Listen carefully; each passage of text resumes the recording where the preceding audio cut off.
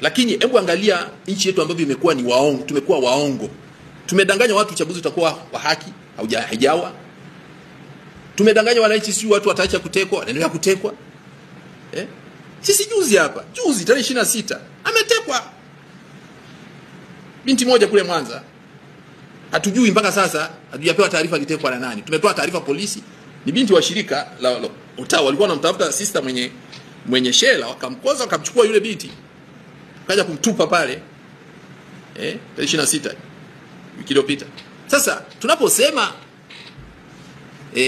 jitihada zinafanyika, lazima ziendane na matendo, sio swala la kuongea, ni swala la kutenda. Na Watanzania walishazoea kuona kiongozi anaahidi na anatenda.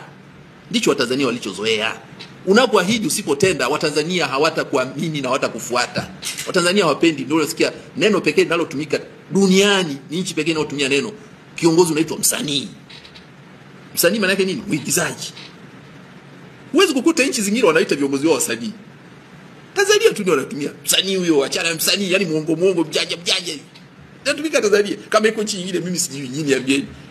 Sasa hizo jitihada ambazo unazisema bila kukiri hazina maana yoyote. Tunaongelea mauaji wakati wa maandamano. Watu walipigwa risasi mchana kweupe wakiwa wanaandamana. Watu wamefuatwa kwenda kuuawa kwenye miji yao mchana kweupe na usiku. Sasa hilo tusubiri tume ichunguze ndio ije tuambie.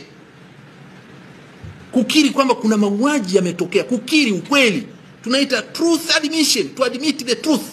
Ukweli uko wazi kwa kila. Hivi unadhani Watanzania milioni 70 ni wajinga hivi kwamba hawajui chochote kilichotokea? Ni kukosa unyenyekevu bali. Na ukweli wewe naendana na unyenyekevu. Jamani, ndio maana rais akiwa anazindua bunge alisema tusimame tuwaombee waliofariki. Uko sio kukiri. Hapana, lazima litamkwe. Kukiri ni kutamka. Kukiri ni kutamka. Lazima utamke. Kuna watu waliuawa.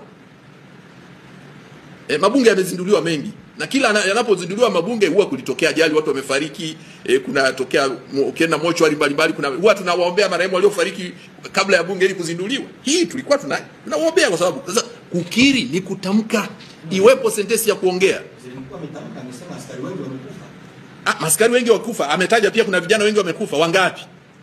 Kukiri ukweli ni kusema maaskari namba fulani, raia namba fulani. Kama walivyosema kwenye nini, vitu gani? Vitu 600 hivyo walitaja namba gani sijui. Vitu magari, pikipiki, sijui mabaiskeli, sijui vitu gani?